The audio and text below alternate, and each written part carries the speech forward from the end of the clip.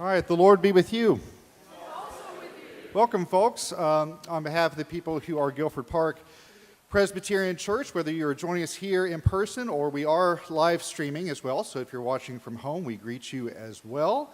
Welcome, y'all. This is a very special event that I and many of us have been looking forward to for a long time. I'm a fairly new addition here at Guilford Park. It's been 6 months already. Can y'all believe that? It's been 6 months. But one of the reasons that I believe God led me to this church is just how musical of a church this is. Being a musician myself, it was very important to me to find a congregation that loves singing the faith just as much as I do. And this is a congregation that has a long history of doing that, and it gives me so much joy to sing the faith with you all. We have a couple special guests here that I hope that you will join me in welcoming. First of all, we have Sally Ann Morris. Sally, welcome.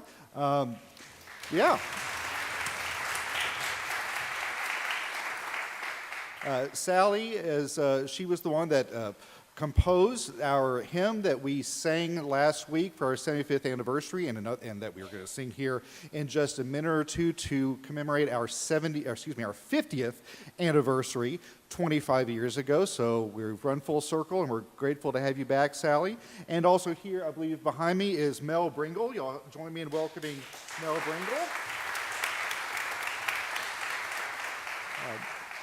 Mel is a Greensboro native who grew up right down the street on Cornwallis, right? So she has been our neighbor for quite some time and is an acclaimed hymn writer and has been teaching at Brevard College for 23 years, and we are very grateful to have you as well. And I tell you, y'all, you put these two women together and it's amazing. I've had so much fun. Thank you to Bill, has done so much work to get this together. So thank you, Bill. And for all of the musicians, everyone, thank you so much. As I said, there is so much musical talent here in the congregation. So with any further ado, y'all did not come here to hear me speak, but we came to sing the faith together. So with that, who's introducing? Yeah. Well, let us stand and sing praise.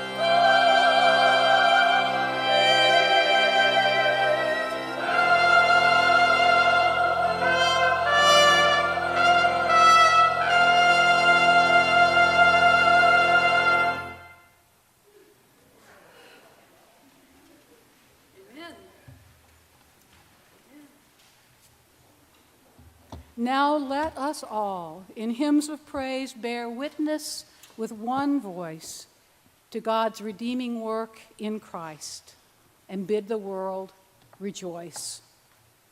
British pastor and poet Fred Pratt Green wrote those words in the early 1980s as one of his many contributions to what is known as the hymn explosion, the outpouring of creative energy that transformed congregational song in the latter third of the 20th century. That is the text that this congregation chose to use to celebrate your 50th anniversary, and you turned it over to Sally Morris to work her musical magic on it. And the stanzas of that text will provide a framework for our festival together this afternoon. So part one will reflect stanza one on a theme of bearing witness.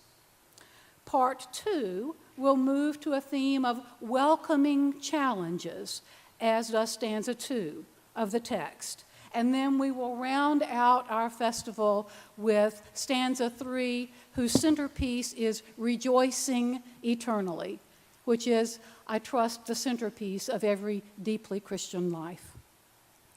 Our celebration today occurs a quarter century after that anthem was first born, as now we are marking your Diamond Jubilee, your 75th year of life together. When this church was born in 1948, Harry Truman was president. There have been 13 different people, all of them men, not all of them white, who have held that office over the intervening years. Born the same year as your congregation were NASCAR, the ABC television network, and the Nation of Israel, as well as the long-play record album, The Frisbee, Dial Soap, Ruffles Potato Chips, and Tupperware. Congratulations. In 1948, there still was no such thing as a personal computer or a mobile telephone.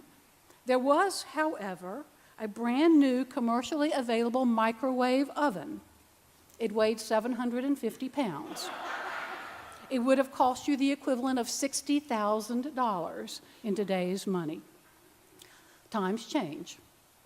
And yet, as the second part of Green's opening stanza continues, today we call to mind the things that time cannot erode, what God, creator of the world, is doing for our good. God's gracious acts are not eroded by time. They are as powerful and as important today as they were 75 or 750 years ago. And so in our festival time this afternoon, we will lift our voices in old songs and in new songs and in old songs sung in new ways. And in so doing, we will bear witness. Or as Charles Wesley puts it in our next hymn, we will spread through all the earth abroad the honors of God's name.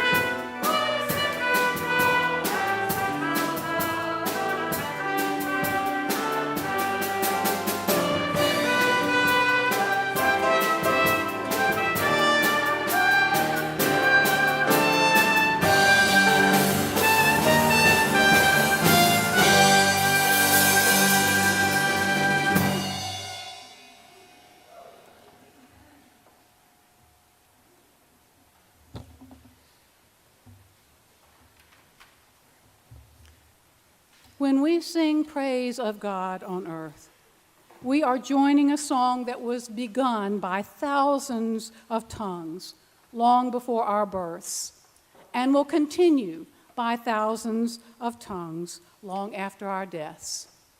Singing is one way that we join that vast choir of saints and angels and morning stars, returning to God a portion of the breath that was given us at our very creation. And singing is also a way we teach our children what most deeply matters about our faith, principally that first and greatest commandment, to love the Lord our God with all our heart and our soul and our mind. So we're getting ready to sing a musical version of this commandment. You can find it in your hymnal at number 62. It is by Jim and Jean Strathdy, noted activists for peace and interfaith respect, gender and sexual equality, racial justice, and inclusive welcome. And recognizing the spirit of inclusive welcome, we will also add to this some American Sign Language, as we recognize that not all people sing praise with their tongues or can hear praise with their ears. So I'm going to move down away from the microphone, and if you can't hear me, that's in keeping with what we're going to do. And I'm going to teach you how to sign some of this song together.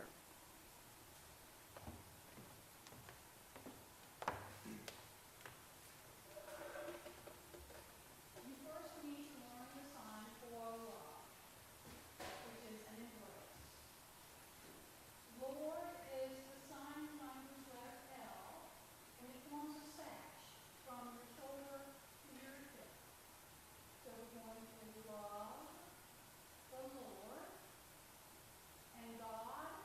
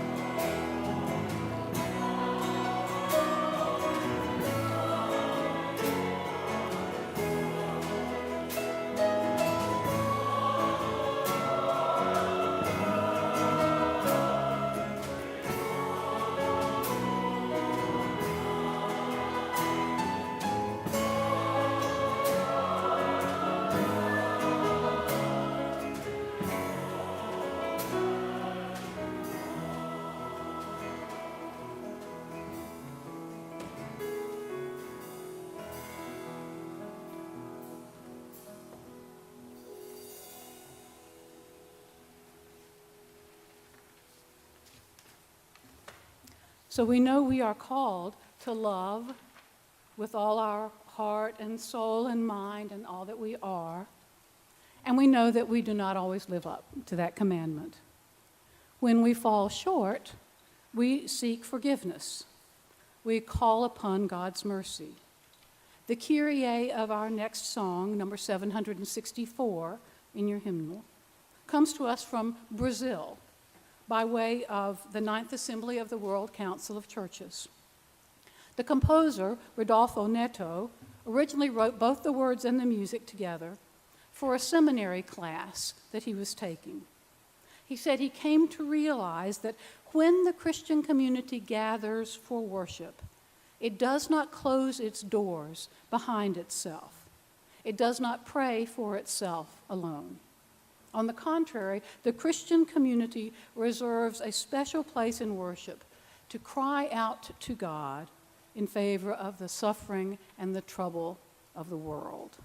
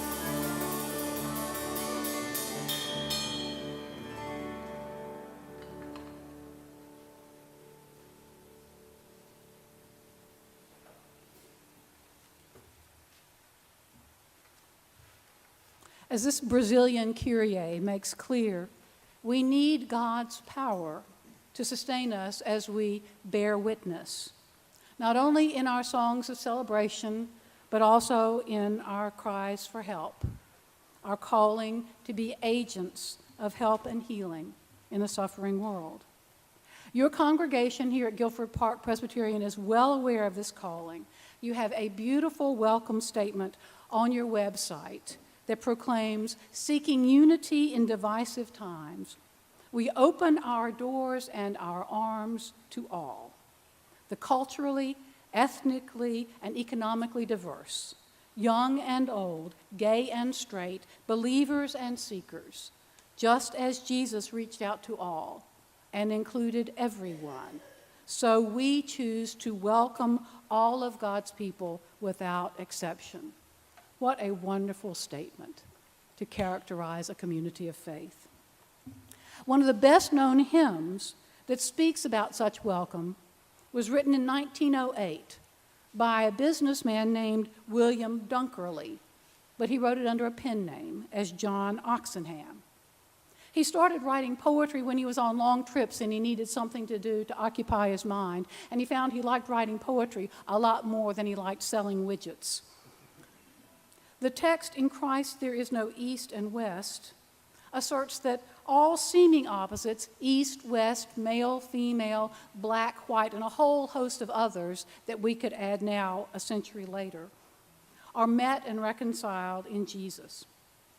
Praise and worship singer and composer Martin Smith adds to the geography of east and west by south and north. So if you turn to your hymnal to page 318 and flip to 319, you will see these two geographic hymns handily back to back.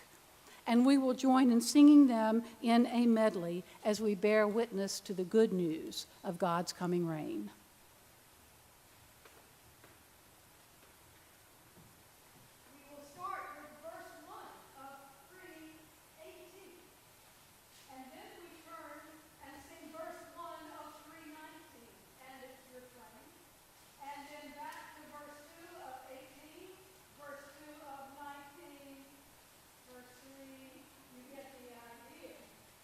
There is no verse 4 of 319. However, it does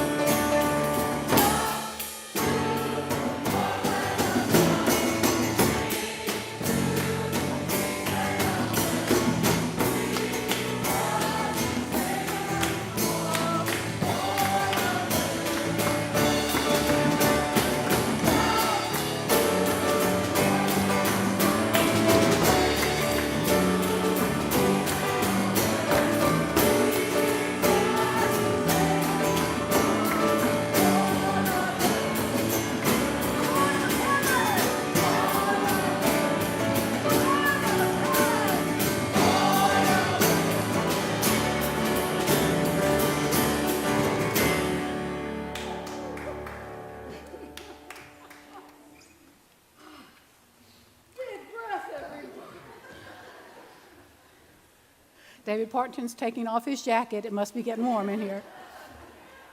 I feel the Spirit heating the place. Jesus is Savior to all. All children of the living God are surely kin to me. We joyously sing those words. We even shout those words.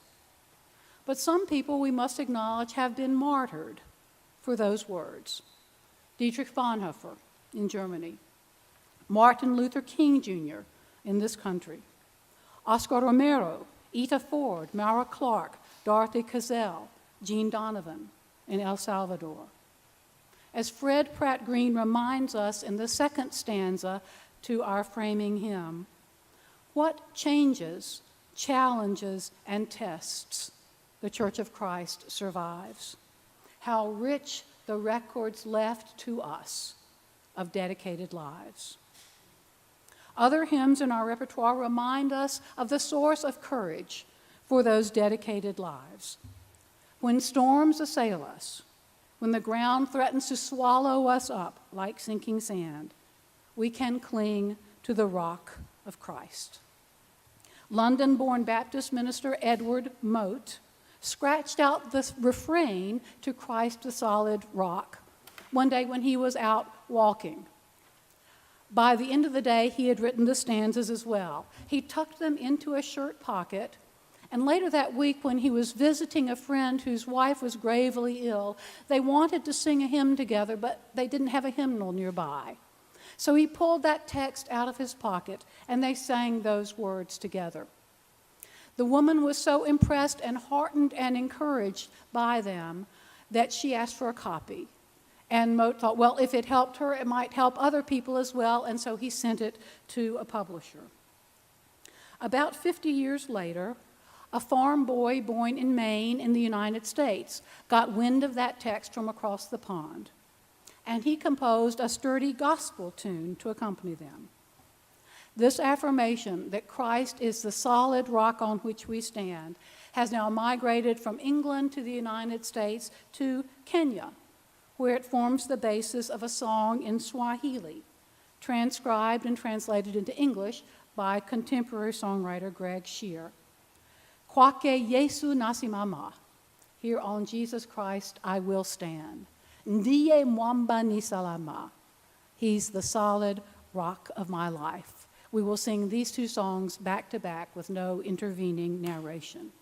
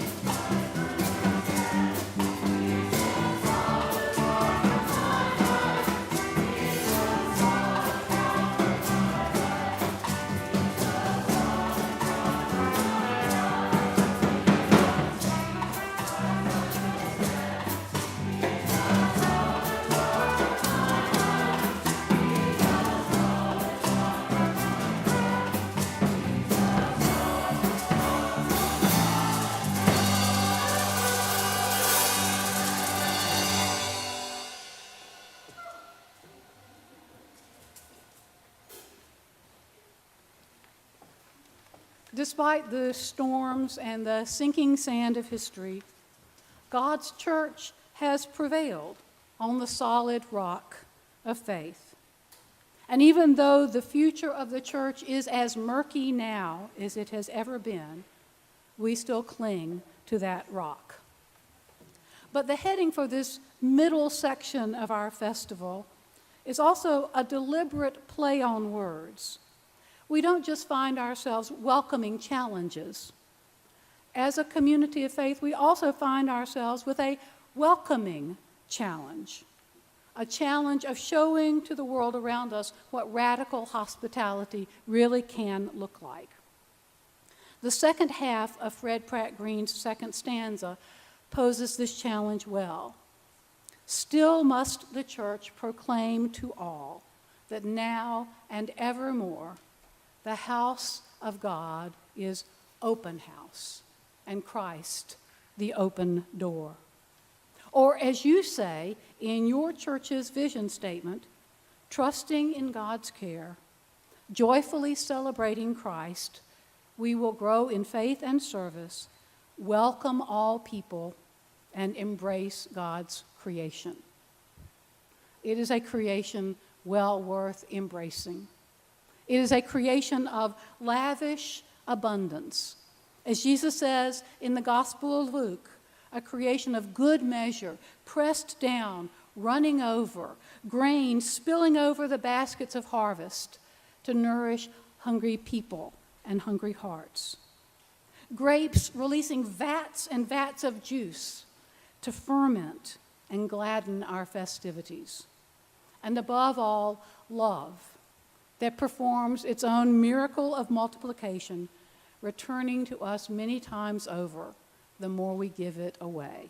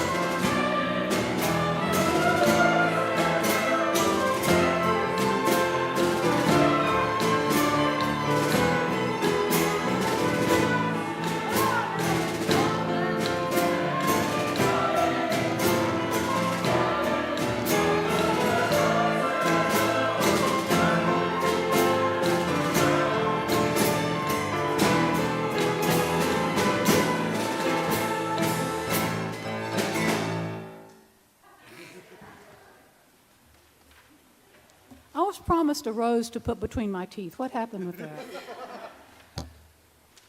Earth brims with heaven, no more so than when God's will is done here as there. Earlier this afternoon, we sang about the first and greatest commandment, to love the Lord our God with our heart and our soul and our mind and all that we are. And now we turn to the second, which Jesus said is like it, to love our neighbors as ourselves. Neighbors, we know, are not just people like us, people of the same race or orientation, people who watch the same television network or share the same political leanings. God welcomes all, strangers and friends, and we are expected to do the same.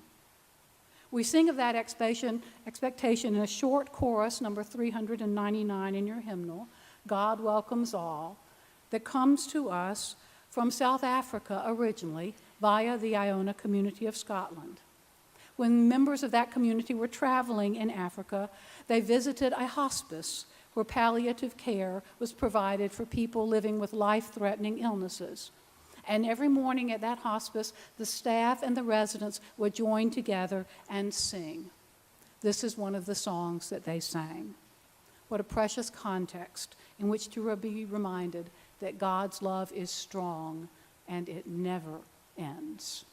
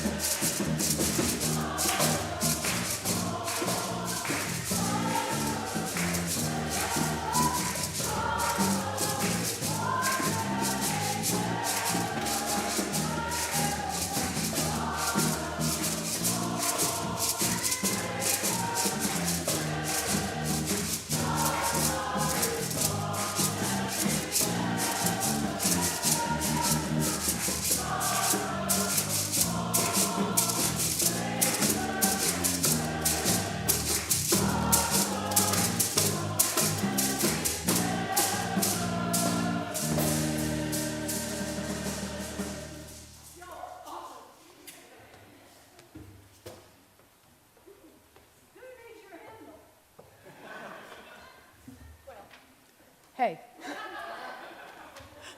Y'all need those hymnals.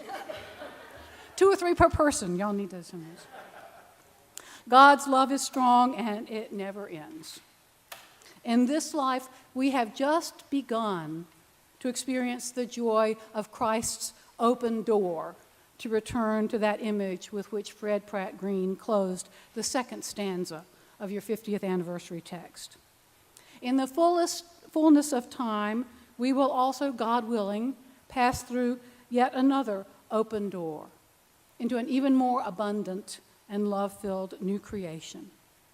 And now we rejoice in a preliminary way, but then we will rejoice eternally. And this brings us to the third part of our program and the third stanza of Fred Pratt Green's hymn. Of all our labors, who can say what harvest there shall be when time that limits and distorts becomes eternity? We're not there yet. We're on this side of that ultimate doorway. We still continue to suffer illness and death, but we know we are not alone in our suffering. As the psalmist so powerfully puts it in Psalm 116, sometimes called a psalm for thanksgiving over recovery from illness, I love the Lord because he has heard my voice and my supplications, because God inclined an ear to me. Therefore I will call on God as long as I live. The great father of metric hymnody, Isaac Watts, wrote a paraphrase of that Psalm 116. In the Southern Presbyterian churches, African American slaves, sitting often in the back balcony, grew to love the words of Dr. Watts because those words rang so true to their own experiences of suffering. I love the Lord who heard my cry is sung to a tune by an anonymous African American composer, but arranged and harmonized by Richard Smallwood, the founder of the first black gospel choir on a college campus in the United States at Howard University.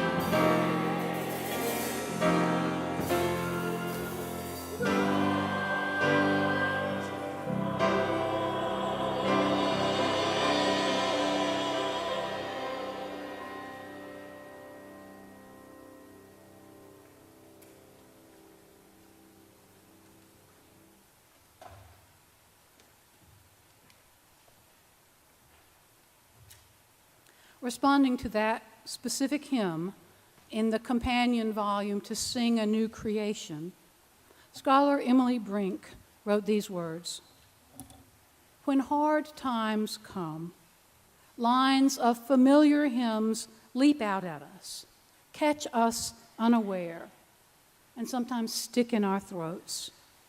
At times we cannot even sing, we cannot even pray. It is then that we need the fellowship of believers more than ever. We need the comfort of knowing that others are singing and praying on our behalf, bringing before God the songs and the prayers that at that moment we cannot bring.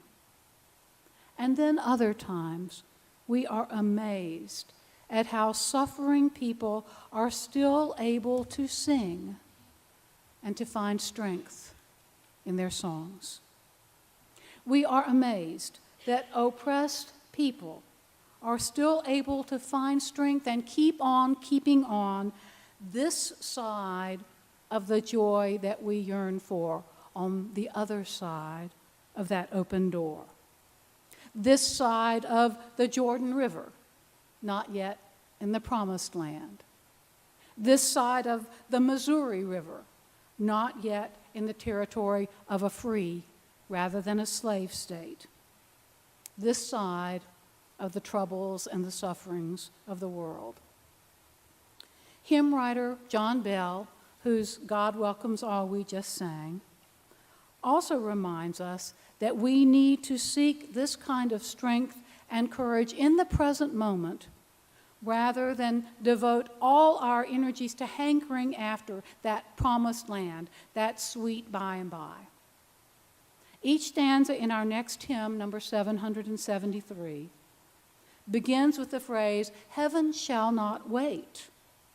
Waiting for heaven can foster a kind of dangerous complacency about the here and now. But it is in this place and in this time that we are called to acknowledge Jesus is Lord and demands our full allegiance.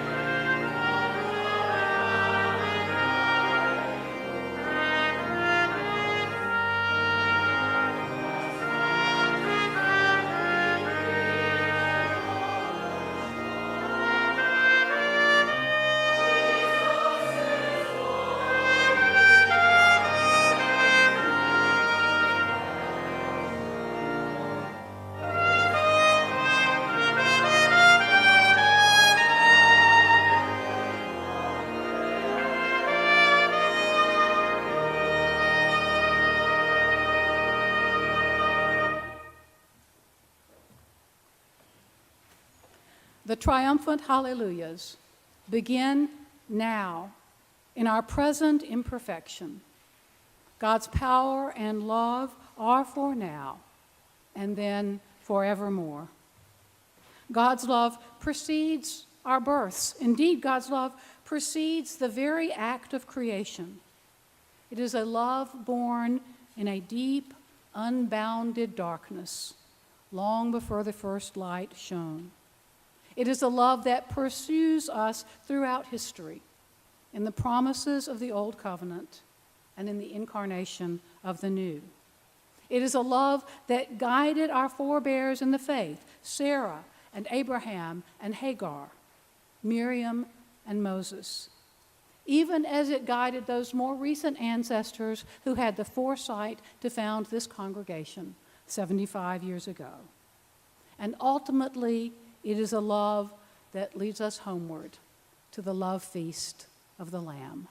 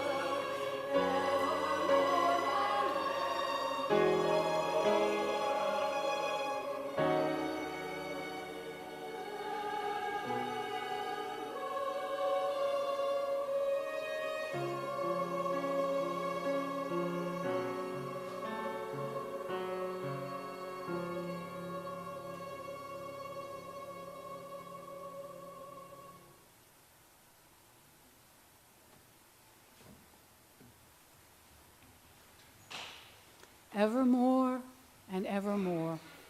Long as heart and breath endure, we sing praises.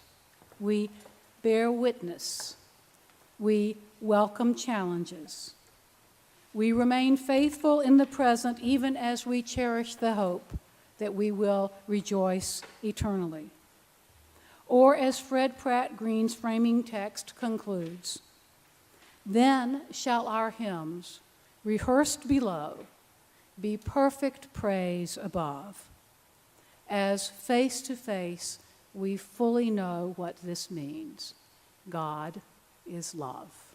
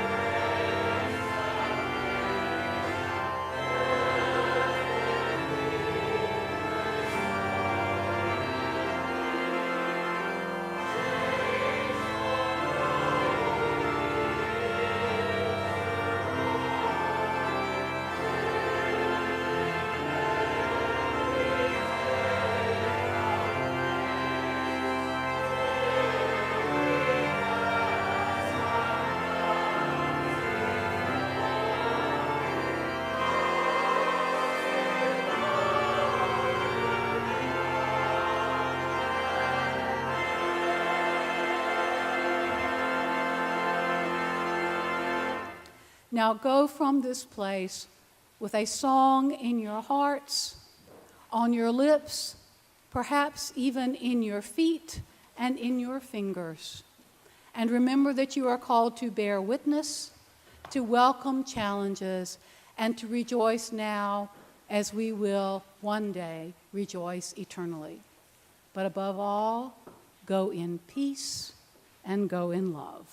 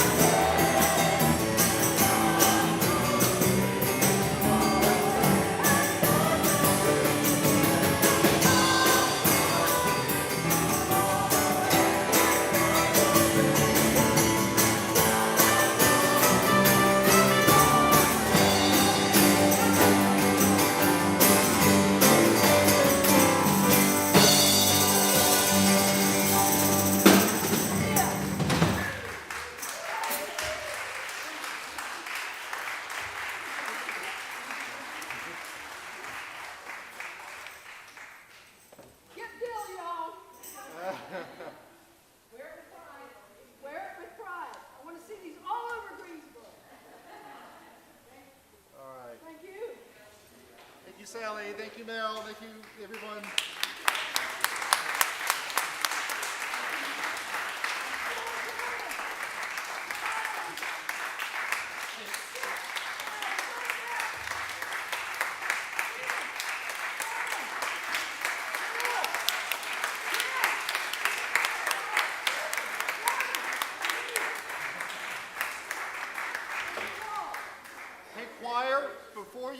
I'm going to suggest that y'all come up and